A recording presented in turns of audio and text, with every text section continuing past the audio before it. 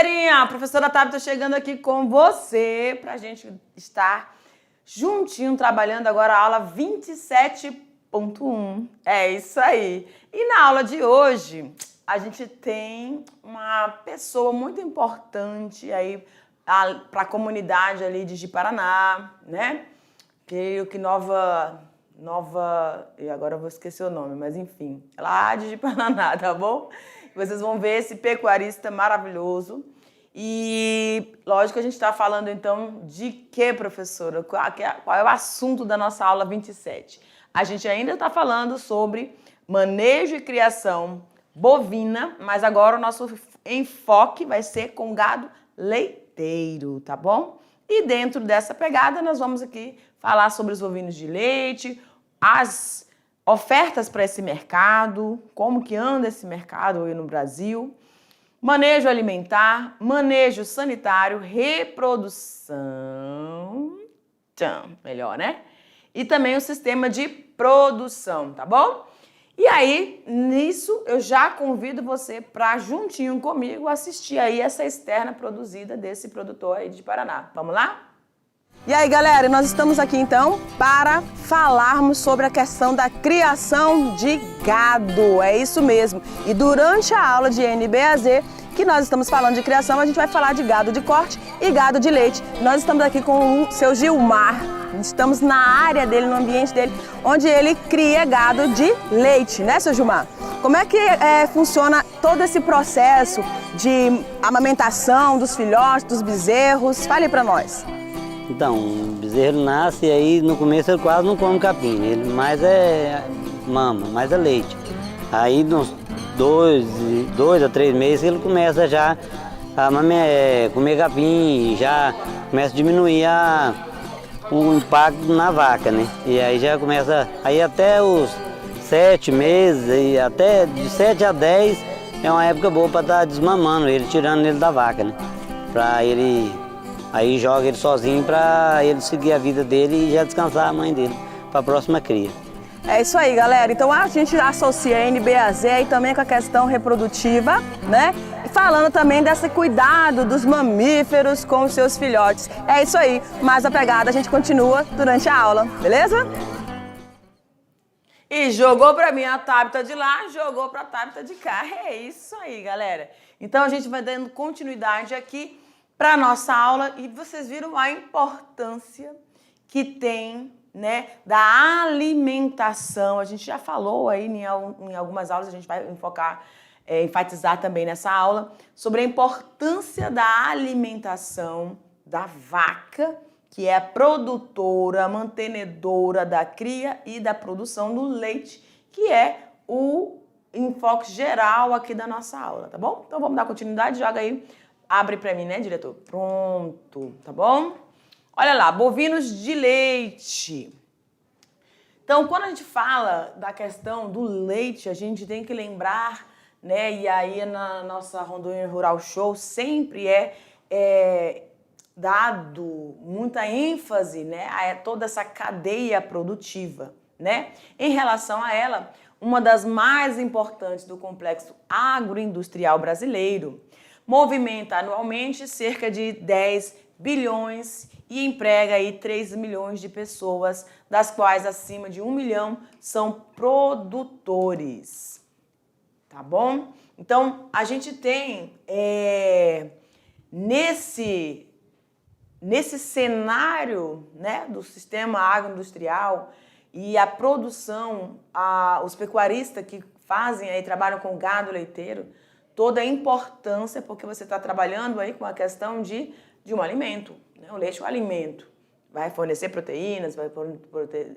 fornecer lipídios, então você tem que ter tanto o cuidado e atenção com o produtor desse leite, né? E na manutenção da qualidade desse leite, que vai ser a partir da alimentação que esse gado está ingerindo, né? No caso, a vaca, tá bom?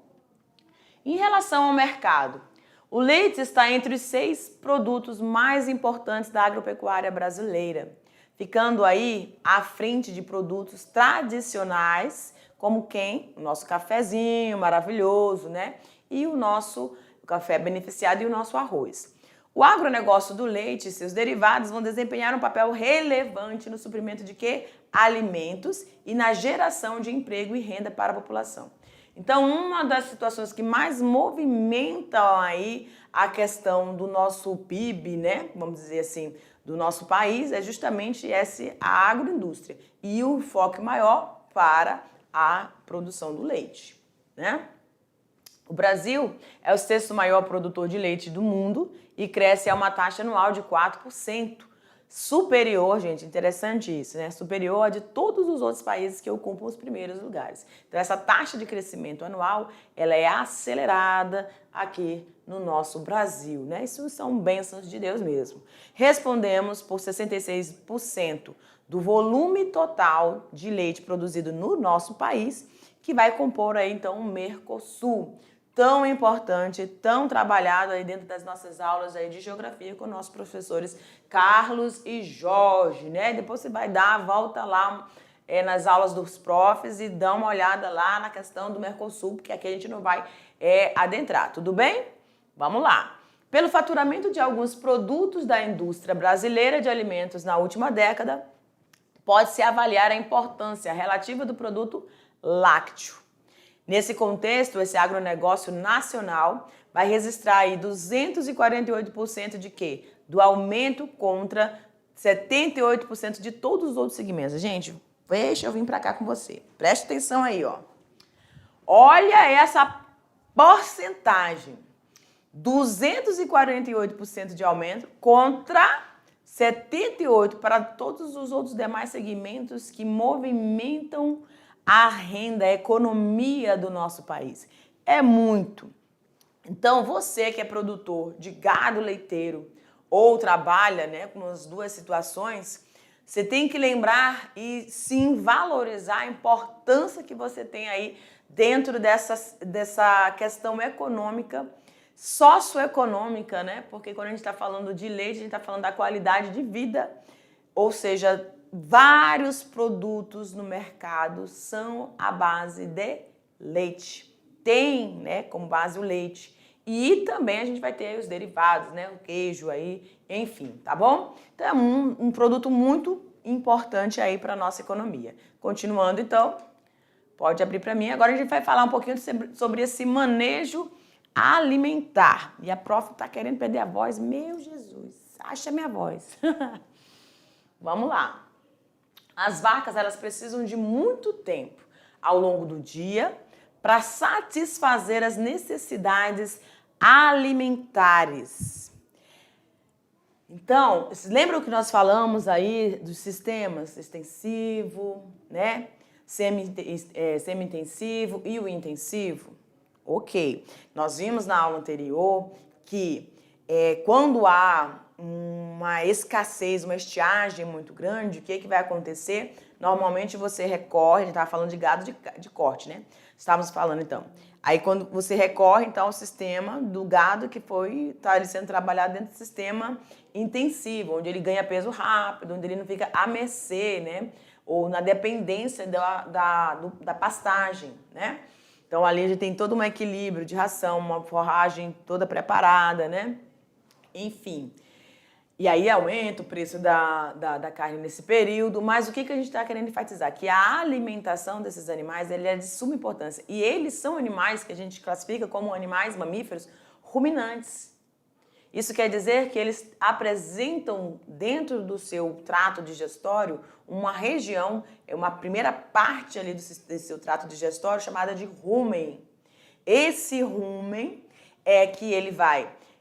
o alimento que ele ingeriu durante o dia vai estar voltando, retornando, e dentro desse rumen, a saliva, né, que contém aí bicarbonato, vai ajudar no pH, né, no pH de todo aquele material que está sendo ali digerido. E aí, o que vai acontecer? Quando chegar lá no intestino delgado, ele vai conseguir fazer essa absorção. Os micro-organismos que vão realizar o processo de fermentação vão conseguir agir e quebrar, fazer as quebras, né, da celulose, da hemicelulose, aí dos alimentos que eles estão ingerindo, no caso dos vegetais, né?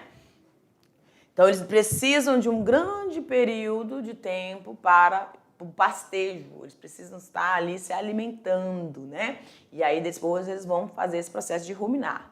Então eles devem encontrar tempo suficiente para o pastoreio, além do tempo necessário também para a ruminação, né? Para o seu descanso e também evitar o calor. Aí eu lembro para vocês nessa imagem aqui que a gente falou, vocês estão do primeiro ano, né? Mas a gente lá no terceiro ano a gente vai falar sobre os sistemas agroflorestais, onde a criação é inserida, né, no caso do gado, pode ser inserido junto com o sistema silvopastoril, que a gente chama. Espécies florestais com espécies animais, né? Isso já foi trazido porque você tem um bem-estar maior, porque tem maior áreas de sombreamento, e isso vai fazer com que esse descanso deles, né, e evitar esse calor excessivo sobre essa pele, dependendo da espécie animal, né? Se for, elas vão absorver mais ou menos calor, né? Então tudo isso vai auxiliar nesse sentido, tá bom? Por isso é importante facilitar o acesso e também o manejo dessas pastagens, né? Procurando também otimizar o pastejo nas horas mais frescas do dia. Então você, se for aí o sistema semi-intensivo, você vai ter um momento que eles vão estar nos piquetes, né? A cela do seu gado vai estar nos piquetes aí. Então, soltá-los nesse momento, no horário mais fresco do dia, realmente, para eles fazerem esse pastejo tranquilo, né? Sem o sol excessivo, que pode estressar. Estressa a gente, imagina animal, né, gente? Fornecer a cada animal o que ele precisa, de acordo com essa produção esperada, é o fundamento do balanceamento de dietas em vacas leiteiras. Grave aí para mim, por favor, queridos, essa frasezinha aqui, ó. Fundamento do balanceamento de dietas em vacas leiteiras, tá?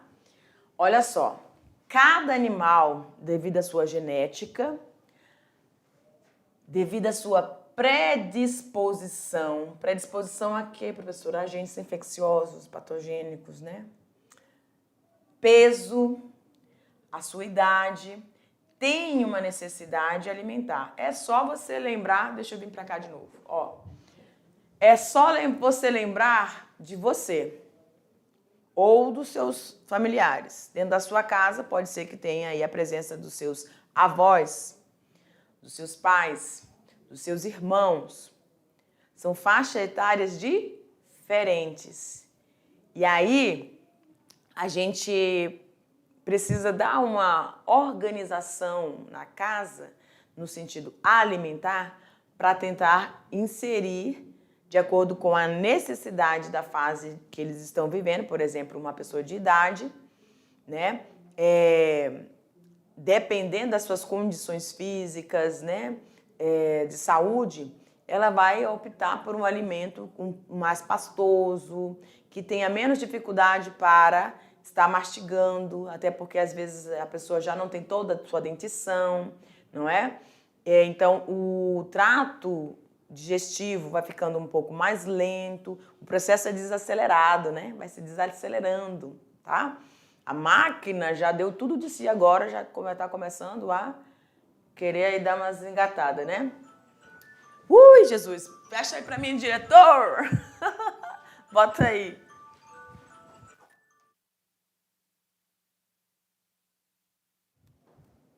Vamos lá, então.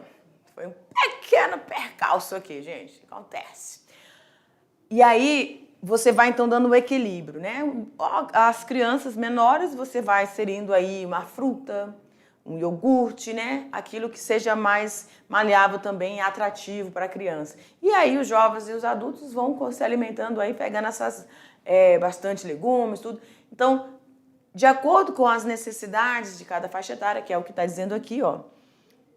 De acordo com as suas necessidades, né, em toda essa questão aqui da sua predisposição genética, peso, idade, né, você vai, então, estar inserindo essa alimentação. Ora tirando alguns, ora inserindo alguns alimentos mais ricos, né, para sanar aquela necessidade. Tudo bem? Então, pode abrir lá para mim. Tchau! Muito obrigada. Olha lá. Vacas de alta produção. Presta atenção. Lembra que eu pedi para você frisar essa frase aqui, ó. Fundamento do balanceamento de dietas em vacas leiteiras. E aí vem isso aqui. Vacas de alta produção. Vou marcar de novo aqui. Alta produção de leite. Manejadas a pasto. Detalhe, tá? Manejadas a pasto ou em confinamento. Precisam, tá? Tanto num ambiente quanto no outro, precisam alta produção de leite. Existem aquelas lá que vão ser as bam, né? Dentro da sua propriedade. Elas produzem muito leite. Então, aquelas que têm maior produtividade de leite precisam ter ajustes em seu manejo e plano alimentar. Para vacas com produção diárias acima de 28 a 30 quilos de leite, 28 a 30 quilos de leite deve-se fornecer concentrados, com fontes de proteína de baixa degradabilidade no rumen, como farinha de peixe, farelo de algodão, soja em grão, moída e tostada, tá bom? Farinha de peixe, farelo de algodão, soja em grão, moída ou tostada. Então, o que está querendo dizer essa lâmina aí? Vem para cá comigo, por favor. Ó, o rumen, então, é o primeiro compartimento do trato digestório lá dos ruminantes, do gado, certo? Então, a gente está falando de quê? Vacas de alta produção. Então, é interessante que você forneça as fontes proteicas de baixa degradabilidade. O que isso significa, professora? Como rumen, nós temos a presença de micro-organismos, né, fungos, bactérias, alguns protozoários, que vão ajudar nessa quebra desse alimento que está sendo ali processado para que chegue lá no intestino delgado e ocorra, né, seja concluída, finalizada dessa digestão, degradação desse alimento e também a absorção de tudo aquilo que eles precisam, então você precisa fornecer essa de baixa degradabilidade. Ou seja, o alimento que você está fornecendo, farelo aqui, farinha de peixe, farelo de algodão, nessa composição aqui, moída ou tostadas, elas vão passar pelo rumen, tá? Elas vão passar pelo rumen sem que elas sejam todas degradadas. Então, elas vão passar para o intestino, certo? Lá no intestino você vai ter a degradação dessa proteína, vai ter a liberação de proteínas, vai ter a degradação das proteínas e a produção aí dos aminoácidos. Os aminoácidos que são importantes para compor as proteínas do leite. Tá aqui, ó. Tá? Então, nesse momento, tá? Para esse fim, eu preciso fornecer essa proteína, fonte proteica de baixa degradabilidade. Quando eu oferto para eles, para o meu gado, né, para as vacas, uma proteína de alta degradabilidade, ela vai ser degradada toda ali no rumen e aí eu não vou ter muito proveito. O que vai acontecer? Vai ter muita formação de amônia. A amônia, ela pode passar, né, pode ser transformada aí em proteína, mas é um processo mais demorado. Então, aqui, nesse caso, eu preciso fornecer logo o aminoácido para a produção dessas proteínas, tá? Que vão gerar aí as proteínas do leite, certinho? Então, eu tenho essa observação, esse ponto muito importante, que é por isso que eu insiro esses alimentos de baixa degradabilidade, ok? Então, vamos continuando. Vacas com produções acima de 40 quilos de leite por dia, além de uma fonte de gordura, como caroço de algodão, soja em grão moída ou sebo, devem receber gordura protegida, fonte comercial, para elevar o teor de gordura da dieta total para 7 a 8%. Essas vacas elas vão receber uma quantidade diária, tá, de gordura na dieta equivalente tem que ser equivalente a quantidade de gordura produzida no leite. Nós sabemos que existe a gordura no leite. Então, essa porcentagem aqui tem que estar em equilíbrio. Aquilo que ela está inserindo no leite é aquilo que ela está também inserindo na sua dieta, tá bom? Tem que estar em equilíbrio. E aí, lembrando também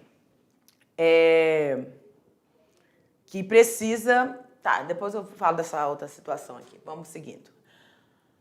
Manejo sanitário, galera. E a gente sempre está falando que é muito importante a higiene, né? A higiene em todas as fases da produção e na sua criação.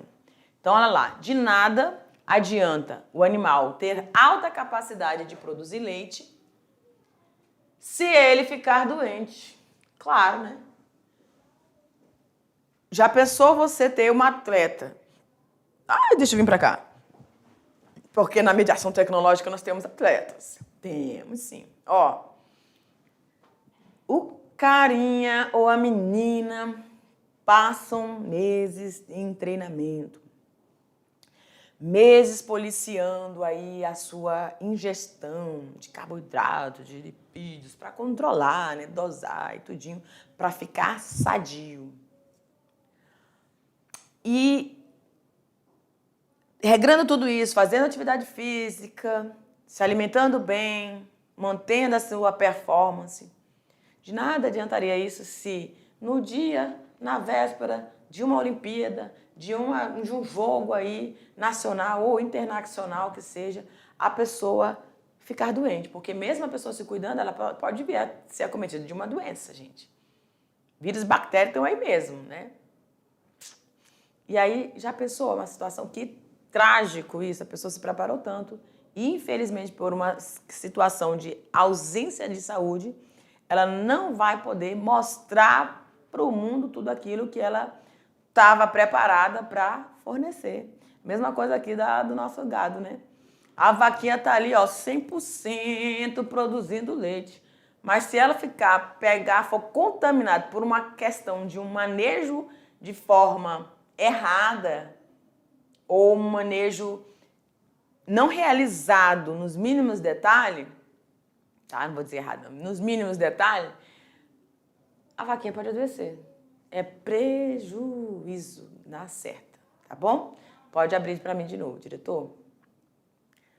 Portanto, gente, cuidar da sanidade é um passo básico, né, para se obter o êxito na sua atividade.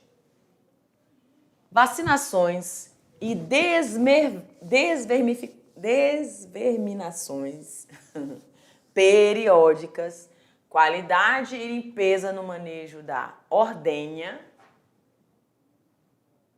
A gente teve um ano, não sei se foi em 2022, enfim, que a gente teve alunos que nos mandaram aí o feedback deles fazendo as suas atividades rotineiras, né? E aí a gente ficou muito feliz, assim, teve vários alunos, né, vários estudantes que mostraram aí como é que eles faziam a ordenha. Então, todo o cuidado, a higienização, a lavagem da área antes, de todos os recipientes, de todos os utensílios que você vai colocar ali nas tetas da vaquinha, a manuseio. Então, tudo, a pessoa era uma menina, tinha uma menina e um menino. Eles mostraram assim, com toda a higiene. Então, isso que a gente prioriza, né? Isso que a gente tem falado aqui dentro das nossas aulas. Então, no cuidado e a higienização dessa ordenha e os cuidados gerais com os animais são essenciais. Então, toda a tranquilidade, né? Não adianta você botar uma pessoa estressada para tirar leite da vaca que não vai dar certo, né? Então, ela tem que ter um costume com você para que aquilo se torne uma situação menos estressante possível. O animal doente fica triste, não se alimenta de forma adequada, muitas vezes apresenta respiração acelerada e ele vai aos poucos apresentando sinais de desidratação, como pele seca, olhos fundos, entre outras, e por fim as extremidades vão apresentando baixa temperatura e logo a seguir pode virar óbito. Trágico, né, gente? Neste caso, quando forem observados os primeiros sinais de desidratação, devemos socorrer o mais rápido possível, dando mais líquidos para este animal. Podemos lançar mão da hidratação oral em primeira mão, tá bom? Então, sempre porque a gente sempre fala, né? A água é uma fonte, pode ser fonte também de contaminação, mas também é uma fonte de vida, né, gente? Podem surgir casos de diarreia de causa nutricional quando os animais, eles não estão, isso acontece muito com os nossos cãezinhos, né? Habituados a certos tipos de alimentação, por exemplo, uma nova ração, que pode estar contaminada por fungos, isso é horrível, ou outros micro-organismos, né? Nos casos mais graves, a presença de um veterinário é uma prioridade aí para você sanar esse problema, só resolver, né? As ordenhas, elas devem ser realizadas pela manhã e à tardinha, utilizando-se a ordenhadeira mecânica ou a manual. Então, nesse ano que a gente propôs essa atividade, os nossos estudantes fizeram, né, mostraram tanto a ordenha mecânica, que aí é tranquila, né, muito legal, só tudo colocar ali nas tetinhas e já foi. Manter sempre isso tudo higienizado, obviamente, e ficar observando, no caso de alguma mastite, algum sinal dessa doença, né? E também a questão da mecânica mesmo. Eu ia passar por uma situação dessa, mas infelizmente a gente, com o proprietário que a gente ia fazer essa visita para fazer uma externa, a gente gravando, ia ser legal, né?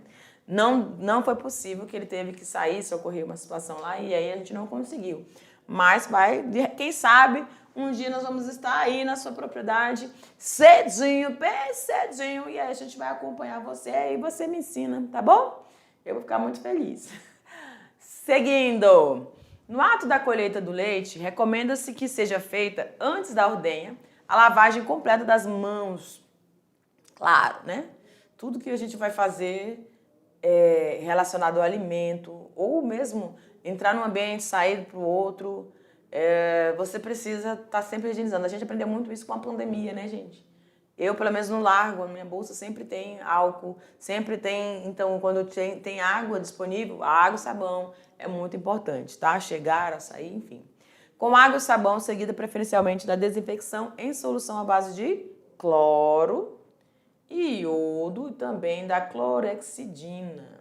Exatamente. Então, todos esses cuidados antes, durante. Esse recipiente aqui, ó, precisa estar bem limpinho, né? O local onde você vai colher, as tetinhas, dá uma higienizada nas tetinhas, as suas mãos, tudo tem que estar bem higiênico, né?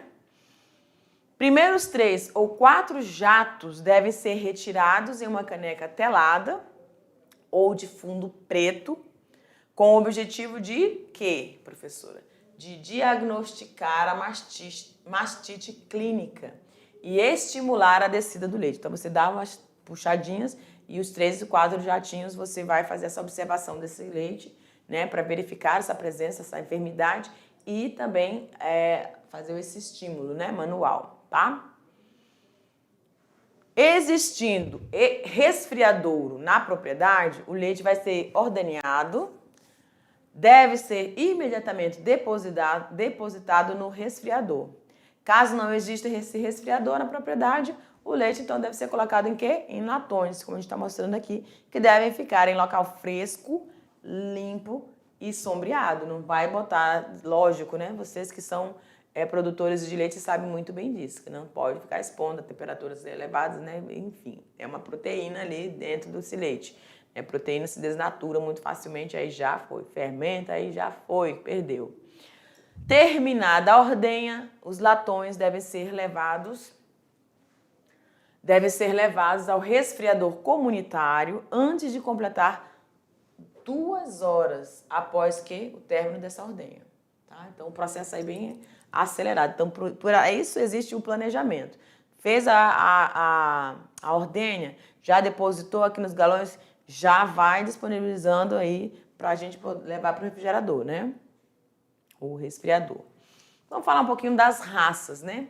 Então, existe uma raça que é muito interessante quando a gente fala, então, da produção de gado leiteiro. Olha lá.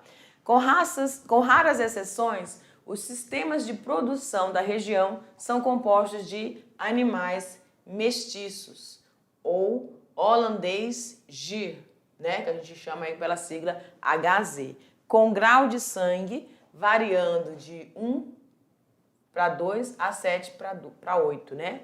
desse holandês de giro. Essa raça, girolando, o gado leiteiro tropical é o produto do cruzamento da raça Gir e da raça holandês, aliando a adaptabilidade da primeira, né, da Gir, e da produtividade da raça holandês. Então virou a raça girolando. Então essas duas características eram importantes, foram inseridas através desse cruzamento, tá bom? E isso faz com que a gente já tenha bastante... no caso, eu acho que até quando a gente esteve no Rondônia Show, a gente viu essa girolando aí, né? Tem bastante. Reprodução. Para ter uma rentabilidade na atividade leiteira, uma alta eficiência reprodutiva, você deve, principalmente, a meta dos produtores, né? Para atingir a produtividade e também ter um retorno econômico. Você deve ser a principal meta dos produtores, né? Ou seja, essa eficiência reprodutiva e produção do leite. Este objetivo primário visa a idade ao primeiro parto, que deve ser o mais jovem possível dentro do manejo daquele rebanho. Nesse processo está incluída a meta econômica da criação, né? Então, todos os aspectos voltados para esse processo de fecundação, gestação e reprodução e a agilidade dentro desse processo, né, a gente precisa estar observando quando a gente quer alta produtividade. Uma análise do custo econômico dessa criação tem que ser considerada, pois não adianta querer um desenvolvimento muito rápido do animal se esse custo ficar tão elevado, isso é muito importante, que não seja compensador para o futuro produtivo do animal. Então não adianta, a gente tem coisas que a gente não pode acelerar demais, gente. Você já colocou características ali, alinhou, fez um cruzamento, alinhando características que seja interessante para a sua produtividade, para o seu fim econômico. Porém, certas questões precisa haver uma moderação, tá? Não acelerar muito o processo. Normalmente, a idade ao primeiro parto deve ser entre 24 a 30 meses, né? E o sistema de produção, prof, olha lá. O sistema de produção de criação e produção a ser adotado é decorrente do desempenho desses animais, né? E das suas práticas de criação e produção na sua propriedade.